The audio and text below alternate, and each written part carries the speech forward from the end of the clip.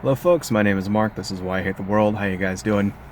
So, in my conversations with alt-right people and red pillars and various conservatives of different types, I tend to have the same arguments over and over and over.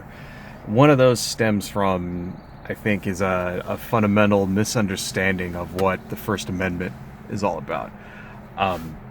So you hear this a lot from these guys, especially when it comes to things like this deplatforming controversy that you hear from, for example, people like Milo Yiannopoulos getting kicked off of Twitter. Apparently that guy Bering that made that video about me is having some trouble with this too. Too bad for him.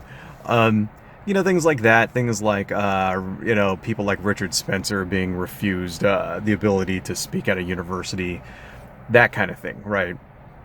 And I think this comes from a sort of a misunderstanding of what the idea of the First Amendment is in the first place, right? The First Amendment is not the ability to say whatever you want to anybody, anywhere, and not have any consequences for it. That's not what the First Amendment is, right? You have the right to say whatever you want, right? And no one is allowed to tell you what you're allowed to say, right?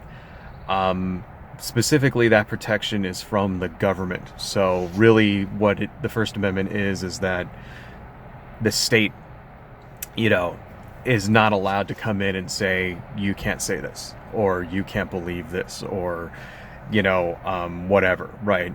That's what that protection is. It basically means the government is not allowed to impose speech on you. They're not allowed to compel you to believe something. They're not allowed to compel you to say something. They're not allowed to prevent you from believing or saying something, right? That doesn't mean that everybody else out there in the world, or the country at least, is not, is forced to agree with you. And it also doesn't mean that you don't suffer any consequences for what you say. And this is something that you get a lot from the alt-right people.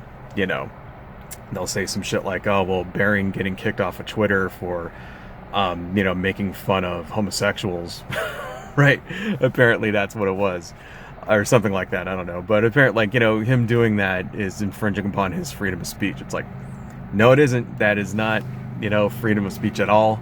That is basically Twitter exercising their freedom of speech and choosing to disassociate themselves with somebody that they find is negative towards their brand.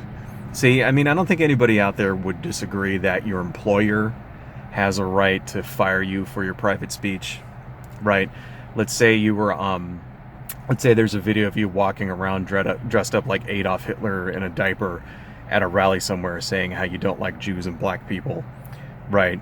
And then that gets on the internet, and then nobody would say that the carpet cleaning company that employs you would not have the right to fire you because they don't want their brand associated with that person, right? That's 100% legal. Everybody understands that, right? There's Supreme Court decisions going back decades saying that, yes, your employer is allowed to tell you what you can and can't wear, if you're allowed to, how you're supposed to look, whether or not you can have a mustache, things like that, whether you can have facial piercings, blah, blah, blah, blah, blah, up to and including things that you express in your private life. That's absolutely 100% legal, right? And there's very, very little difference between that and, say, Twitter kicking off Bering or Milo Yiannopoulos, or somebody like, let's say, Dr. Laura Ingraham. I don't know if you heard about this, but she went out and made fun of one of the Parkland shooting survivor kids, right? Basically on Twitter, saying that he was too stupid to get into college or something like that. Basically she made this tweet saying, showing these 4 colleges that he applied for that he didn't get in, and implied that he was a dumbass. Right, keep in mind this is a kid whose friends have been blown away. Okay, she's basically a grown woman attacking a fucking child here, And what ended up happening is that guy, his name's David Hogg or something like that, turned around and started a boycott of Dr. Laura Ingraham, and something like within a couple of days, 4 of her top advertisers basically dropped her, right? 4 or 5 of them, something like that. And it's like, well, then people turn around and they say, see, that they're infringing upon Dr. Laura's freedom of speech. It's like, no, they're not, man. They're not infringing upon shit. It's the freedom of her advertisers to not associate themselves with someone who's toxic, right? That's what's being exercised here. So, and that's the thing, is that, we don't live in a consequence-free world, right? When you go out and you choose to say something out there, and it gets out on the internet or whatever, then you should really be prepared to live with those consequences. Okay, that's how life is, right? And you can't force individual people out there to accept what you have to say. This is something that even like Richard Spencer said this in a video too, when he was trying to claim that white males were like the most oppressed people on earth, which is total horseshit. He basically came out and said something to the effect of, I hold these views, it's my right to hold these views, and I can't express them in public because I'll lose my job. Yeah, that's exactly true. The same way that if you went around saying that you were a jihadist and you wanted to, kill people and bomb people or something like that, then you would also have to suffer the consequences of that view. That's how it is. That's 100% legal, and that's how society works. If you come off like a complete crazy person, people are going to distance themselves from you, right?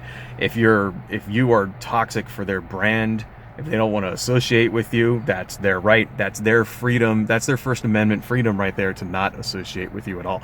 That's a form of speech as well. So that's one thing that, we hear it every single time. Every single time one of these guys gets held up and does something dumb, right, says something racist, etc., and then suffers the consequences for it, they always whine and cry and come back with this like it's some kind of excuse, saying, oh, I'm so persecuted, I'm not allowed to say what I really think.